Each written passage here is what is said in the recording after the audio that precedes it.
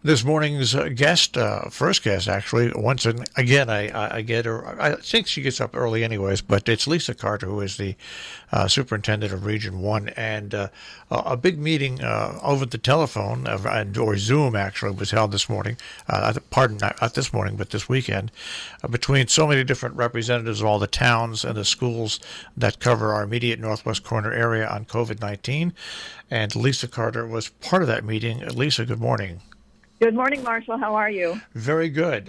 You know what I really love to see the coordination that's going on between the towns, the school districts, the private schools even, and even the Gear Nursing and Rehab Center, which Gear Village got in on the act as well. As a bunch of stuff happened was released over the past 36 to 48 hours that individually by themselves are okay, but I think it was smart you all got together, because when you put them all together, people can tend to worry. Once again, we'll start off with you, Lisa, with Region 1. Once again, another incident, but all your incidents seem to be tied close together, and once again, all the preparation the school district seems to have been doing over the summer really has panned out. Yes, that's correct. And I have to also say it was the planning of all of us within the school district, but also the awareness and the willingness of people in the community and in the school community when they are not feeling well to stay home. And in the particular case of our case, to report it to us immediately so that we were able to go into action and work with the Torrington Area Health District and our medical advisor to do the contact tracing, which was very limited, and be able to isolate and quarantine those individuals right away. And you're right, the subsequent case from the case of last weekend was related to that case, and that had been quarantined immediately. So there was no direct contact with anybody else in our school communities. And remember that contacts of contacts are not contacts, and so are not vulnerable, and so we were able to continue with school, keeping all of our schools open. The reason we have already spoken with Mark Herco. We've got there's an interview with Mark Herco from the Sharon Hospital that's up on our on-demand site. A little later on this morning, in the next hour, we will be speaking with Maria Horn, and then tomorrow morning we'll play the Herco interview along with an interview with the communications director of Hotchkiss School. And really, I guess the reason we were speaking to everybody and doing this is if you were to just look at this and open up a newspaper and see the story, you would think, oh my God, there's a huge outbreak. Well, what I'm trying to do by having everybody on the air and by bringing this all out front, and I think this is what's so good about what everybody's doing, is this is so transparent. We can all see that this is something that we expected. There were going to be bumps in the road, and everybody, even the private schools, is just being entirely as much transparent as they can be. And I think that lowers the tension level for people. The more they understand, the more they hear, I think the more they'll understand that we're doing pretty good actually up here in the northwest corner of Connecticut. Yes, Marshall, I think that's a very good observation. It became apparent at the end of last week when we had the sort of incidents in separate locations that we all needed to get together and talk. And I give full credit to Maria Horn, who reached out to all of us in my conversation with her. We both came to the conclusion that it would be great if we could all get together quickly and triage our independent situations, and then make this the beginning of ongoing communication amongst all of us, because we are all managing the community together.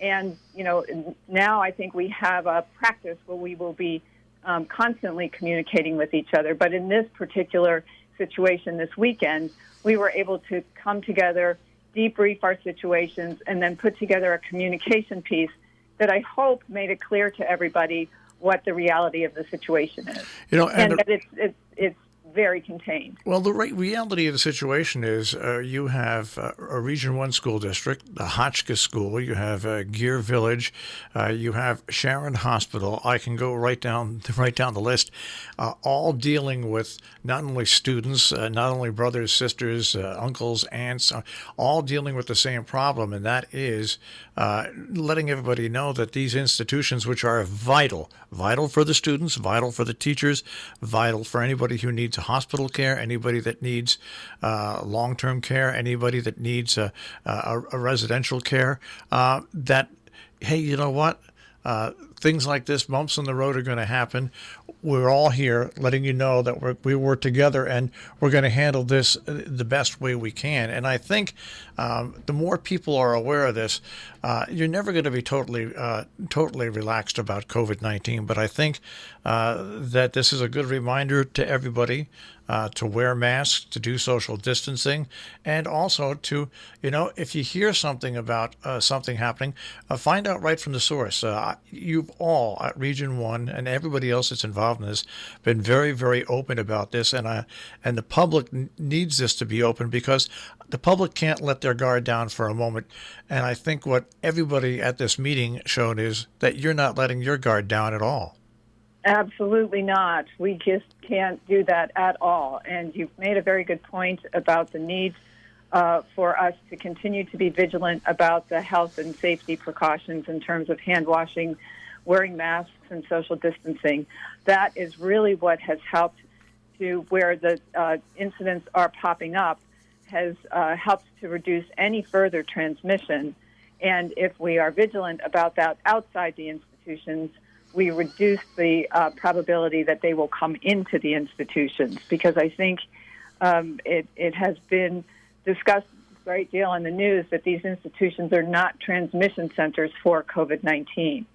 So it's really important not to let our guard down. I know it's hard. We've been doing this now for, 8 months, so it's difficult. It is difficult, but once again, if people read the newspapers, if people look at television, you'll see, even here in Connecticut, I think we've been lucky in adjacent eastern New York and here in Northwest Connecticut. I won't call it lucky, but it's being handled in the case that no classes have been shut down, no schools have been shut down. Everything that has happened so far has been met with advanced planning, and the education process continues. The education and socialization process continues for the students here in our area.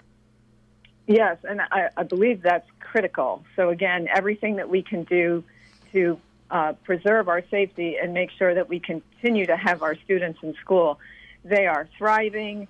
Every safety precaution is being taken within the schools. The teachers are so happy to have the students in front of them, and the students are happy to be there with them and with their peers learning together. And it is the best environment that we can have for our students' growth and development. Well, Lisa, hopefully there won't be too many phone calls like this, but once again, congratulations on the way Region 1 is handling the situation, you and all the administration, the teachers, and the students and the staff, and keep up the good work. Well, thank you very much, Marshall, and I hope you stay well. I will, because I don't do much but stay here at the radio station or my house. Excellent. Take care, Lisa. All right. Bye-bye. Lisa Carter, the Superintendent of Region 1 here this morning on Robin Hood Radio.